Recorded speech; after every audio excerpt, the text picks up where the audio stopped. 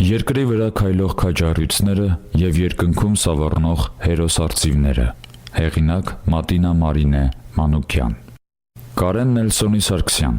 ապրիլյան պատերազմի ողջ մնացած հերոս։ Կարենը ծնվել է 1996 թվականի հունիսի 14-ին Արցախի Հադրութ քաղաքում։ Արցախյան ազատամարտի մասնակցի Նելսոն Սարգսյանի որդին է։ Փոքր տարիքում եղել է հանգիստ երեխա։ Ունի իրենից փոքր մի քույր։ Առաջին դասարան գնացել է 2002 թվականին։ Հաճախել է Հադրութի Միքայել Մանվելյանի անվան դպրոցը, սովորել է գերազանց առաջադիմությամբ և 2013 թվականին նույն առաջադիմությամբ էլ ավարտել է։ Հաճախել է նկարչության խմբակի 8-ից 10 տարեկանում և զբաղվել է բասկետբոլով 15-ից 17 տարեկաններում։ Դպրոցի թիմն էր։ 2011 թվականի մրցումներ են ընթացել Արցախի տարբեր շրջանների թիմերի միջև և իրենց թիմը դարձել է չեմպիոն։ Իսկ մեր հերոսը պատրաստվում էր Օլիմպիադայի քիմիա, անգլերեն և մաթեմատիկա առարկաներից։ Դպրոցն ավարտելով ընդունվել է Հայաստանի պետական տնտեսագիտական համալսարանի ֆինանսական ֆակուլտետի ֆինանսներ բաժինը։ Առաջին կուրսից փոխադրվելով երկրորդ կուրս զորակոչվել է բանակ։ Նա լինելով Արցախյան ազատամարտի մասնակցի որդի, դաստիարակվել է նույն ոգով և մանկուց է մկրտվել ազատամարտի քոր պատմությունների ու գործերի ներքո ու շատ լավ գիտեր ինչ է հայրենիքն ու հայրենիքի պաշտպանությունը, որի համար էլ կիսատ թողեց ուսումն ու գնաց հայրենիքին իր պարտքը տալու։ Եվ այսպես Կարենը բանակ զորակոչվել է 2014 թվականի հուլիսի 14-ին Մատաղից։ Ապրիլյան պատերազմի ժամանակ ընդամենը 3 ամիս ու կես էր մնացել նրա զորացրվելու։ Ավագ սերժանտ էր և մարտական հաշվարկի հրամանատար։ Զորամասում է եղել։ Բոլորով քնած են եղել, երբ անբնական ձայն է լսվել, արկ է ընկել զորամասի կողքը։ Հերոսս ինքն է հիշում։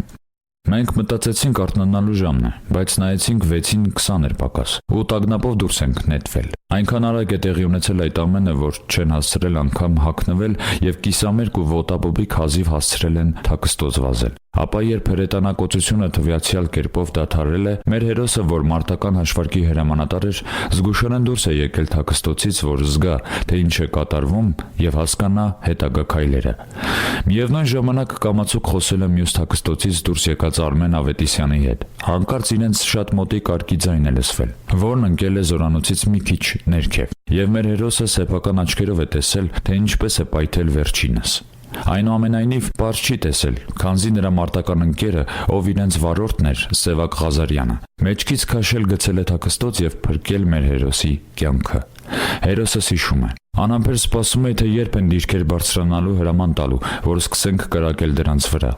Նրա սպասումը շատ չի ուշացել։ 3 մարտկոց է շարժվել դեպի Թալիշի դիրքեր, հակառակորդի հարձակումը կասեցնելու և վերջիններիս տանկերը խոցելու։ Մեր հերոսն ու իր ջոկից ամեն մեկը մեծ գիտակցումով են մոտեցել իրավիճակին, հասկացել սեփական դերի կարևորությունն ու պատասխանատվությունը, հասկանալով կողքին կռվող զինվորի նշանակությունը, նրանց միասնականության ուժը։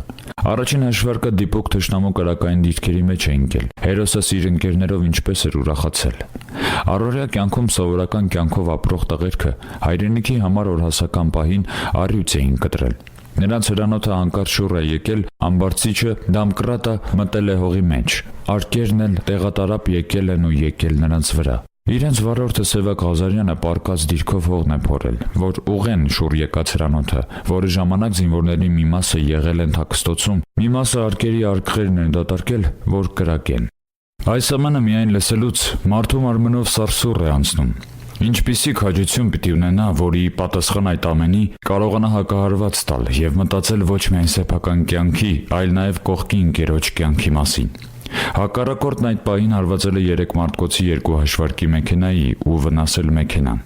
Նա կրակ է արձակել առանց դադարի։ 26-28 արկ կրակելուց հետո Հայրենարբու գազանը մի որոշ ժամանակ կարծես հանդարտվել է։ Մեր քաջերի մոտ ստացվել է իջնել Մատաղիսի կրակային դիրք։ Առաջ են շարժվել այդ կատաղի կրակահերթի տակ, մեքենան վարելով ոլորապետույթ կերպով, որ խուսափեն Նենգադավ ոսոխի կրակահերթից։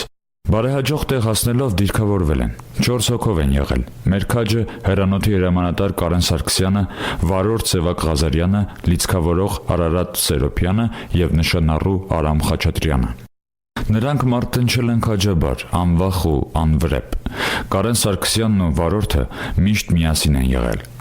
Հերոսս առերես իրեն հանգիստ ու ժպտուն էր պահում, բայց այդ համեստության շղարշի տակ թաքնված էր փոթորկուն ներքնաշխարհ, որ պատրաստ էր իր արյունակալած աչքերով թուրքի կոկորդը կրտսել։ Երբ նայեցի նրա համեստ աչքերին, տեսա հոգու զսպված պորտկում, որն այդպես էլ մնում էր նրա ներսում։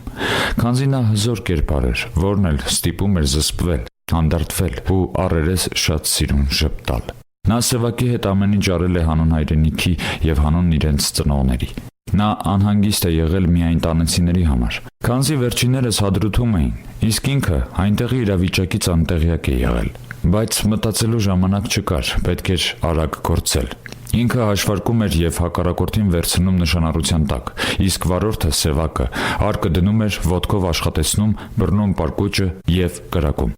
Դառնացած հոգով հիշում է մեր հերոսի մարտական ընկերն ու վարորդը, Սևակը։ Այդ օրերին մենք կրակեցինք 512 արկ, բոլորն էլ անվրեպ խոցում էին հակառակորդին։ Երբ դադար եղավ, մենք հասկացանք, որ երկար ժամանակ հաց չենք կերել ու ահա որ ծարավ ենք։ Մեր սաղավարտներով ջուր էինք բերում, որ տղաների ծարավը հագենար, իսկ սովը։ Ես օձ ու կրիա էի գտնում եփում, որ մի կերպ սովը հագեցնենք։ Այո, զարմանալի չէր, պատերազմ էր ու ամեն ինչ էլ հնարավոր էր։ Ապրեմ մեր քաջերը, որ չէին կոտրվում եւ պայքարում էին գերբնական ուժով։ Կեցցեն նրանք, քանզի կարող էր շատերին թվալ, թե այս ամենն ուղղակի օրեր են անցան, բայց մեր հերոսի ու նրա զինակիցների համար այն մի ամբողջ կյանք արժեր։ Չէ՞ որ նրանք իրենց աչքի առաջ ունեին ամենավատը, չգիտեին տուն կհասնեն, թե Մեր համեստ հերոսը, որ միշտ խոսել է կամաց, ցածրաձայն ու հանգիստ, այդ օրերին վեր է ածվել հոշոտողարյուծի, անհանգիստ, շտապող, միշտ կորգռացել է ու ուզել է, որ ամեն ինչ արագ արվի, որ այդ վայրագ գազաններն առաջին գծի տղերքին չկարողանան հասնել։ Հերոսս ցավը սեղմեց ատամների տակ ու աչքերի մեջ սսպված ցավ ասաց. Չգիտեմ մեզ ինչքանով է ստացվել իրենց օգնել, որի համար ներողություն եմ խնդրում իրենցից, եթե ինչ-որ մի բա ուշացրել ենք ու չենք հասցրել պաշտպանել։ Ցավը բռնեց եւ իմ կոկորդից, հարցունքներս հազիվ կուլ տվեցի։ Ոչ, սիրելի հերոսս, դուք չեք ուշացրել, դուք ամեն բան ժամանակին եք արել, երբեք քեզ չմեղադրես։ Պարզապես հաղթանակն առանց կորուստների չի լինում, այն էլ թանկ կորուստների։ Ժպտա, հերոսս, ժպտա ու կյանք տուր բոլորիս։ Չէ որ ժպիտը կյանք է ու կյանքեր փրկող է։ Իմ քաջի ժպիտը նաև ցավ էր արտահայտում, կորստի ցավ, որ անվերադարձ կորցրել է ընկերներ։ Երբեք այդ վերքը չի սպիանա, գիտեմ, հասկանում եմ, բայց սիրելի քաջս, պիտի ապրես, որ ապրեցնես նաև նրանց։ Այո, դու հրաշքով ես ողջ մնացել, ուրեմն դեռ առաքելություն ունես այս աշխարհում։ Աչքդ լույս հերոսիս հայր, նրան քաջի ոգի ներարկած պարոն Նելսոն, որ որդիդ հաղթանակն ուսներին առած տուն դարձավ։ Ցնծա, հերոսիս մայր, ասել է թե հերոսացին մայր տիկին նուն է։ Որդիդ իսկական քաջի կերպով դարձավ քո գիրկը։ Ուրախացիր եւ դու, հերոսիս քույրիկ, հեզ ու քնքուշ Իրինա, եղբայրդ վերադարձավ, որ հավերժ քեզ պաշտպանի դավանային կոտարներից։ Հաղթանակները ցավոք միշտ էլ կորուստներով ու դրանից պխող ցավով են գալիս։ Իսկ այդ ցավը բոլորինսն է, բայց եւ միշտ հաղթանակները կերտվում են արցունքի, ցավի, նաեւ կորուստների գնով։ Փառք մեր անմահ հերոսների հիշատակին, բայց եւ փառք ու պատիվ քեզ, իմ թանկ հերոսս, որ ընկերներիդ հետ հաղթանակը ցնցագին ձևով տուն բերեցիր։ Մեր քաջը նաեւ շատ ազնիվ ու բարի հոգուտեր է, քանզի կարողանում է հիշել պատերազմական ծանր օրերին իր վարորդներին ու մեկ առ մեկ գնահատել նրանց գործը եւ ասել. Բոլոր վարորդներից անուն առանուն ես շնորհակալ եմ, որ պատերազմական օրերին խուճապի չմատնվեցին։ Ես նրանց նշում եմ, որովհետև ըստիս կրակողների համեմատ իրենք կարծես անտեսված լինեն, բայց պատերազմի ժամանակ կարևոր է, որ ամեն մեկն իր գործը ճիշտ անի, քանի որ այնպես է լինում, պատերազմին բոլորը չէ, որ պատրաստ են լինում։ Նույնը եղավ եւ մեր հաշվարկում։ 4 հոգու փոխարեն 2-ով էինք կրակում։ Դրա համար Սևակը ոչ թե մենակ իր պարտականություններն էր կատարում, այլ ավելին էր անում։ Ընթացքում Ժորա Աֆրիկյանը, որ թեթևանում էր հաշվարկներից, գալիս էր օգնության, արկեր էր բերում, որ կրակենք։ Սկզբում կապավորներն էլ էին մեզ հետ, Տիգրան Սարգսյանն ու Մանուչար Խաչատրյանը։ Իրենք էլ են որոշ ժամանակով օգնել արկեր բերելով։ Այդպես հաղթահարել ենք ամեն բան։ Վարորդս, Սևակը, երբ արկը երկու ձեռքով մի կերպ բռնած բերում մտցնում էր փողի մեջ, փայտ կար, որ պետք է դրանով ներս հրեր, նա ոտքով էր դա անում, հետո օդ հանում, մի ձեռքով էլ բռնում ու արկը ներս էր հրում, մինչև ես հաշվարկ ու նշանառություն էի անում։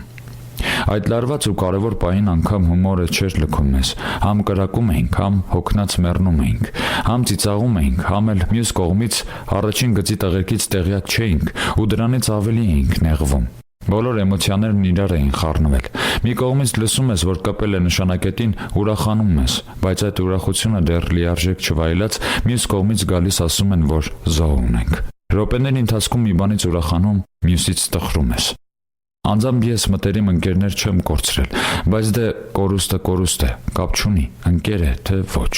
Պատերազմի ժամանակ կարծես բոլորն ընկեր դառնան, անկախ ամեն ինչից։ Մարդիկ պիտի հասկանան, որ թեկուզ մեկ մարդու կորուստ, բայց այն ապագա սերնդի կորուստել է, որովհետև այդ մեկ հոգուց կարող էր ապագա սերունդ ծնվել ու չծնվեց։ Երբ այդ փաստը գիտակցեն, ամեն ինչ կանեն, որ կորուստների հավանականությունը կչացնեն։ Այո, թանկագին հերոսս, թերևս դու ճիշտ ես, խոնարհում ես քեզ, քո հզոր ոգուն ու մեծ գաղափարներին, որոնց ակունքը քո անզուգական մտքերն են։ Անգամ Արցախյան ազատամարտի բովով անցած ավակ սերունդն է խրախուսել մեր հերոսին ու նրա զինակից ընկերներին, ասելով. Դուք մեզ գերազանցեցիք։ Նա լինելով հրանոթի հրամանատար կատարում էր նաև հաշվարկողի պարտականություն։ Առաջին հայացքից շատ հանգիստ բնավորության տեր է, բայց պատերազմի ժամանակ արյունը երակներում եռում էր եւ չէր վախենում հակառակորդի հարկերից, երբ սեփական կյանքն ամեն պահ կարող էր խլել հակառակորդի նույնիսկ մեկ արկ։ Հպարտանում եմ, որ նման հայորդի ունենք մենք, հայերս։ Նման անսասան քաջ ունի հայոց երկիրը, եւ դա հենց իսկական հայի գենն է։ Սիրելի քաջս, քեզ փայլուն ապագա եւ կյանքի բեղմնավոր ուղի։ Քո առաջ սիրով խոնարհվում եմ, ապա պատվի եմ առնում, պատիվ ունեմ։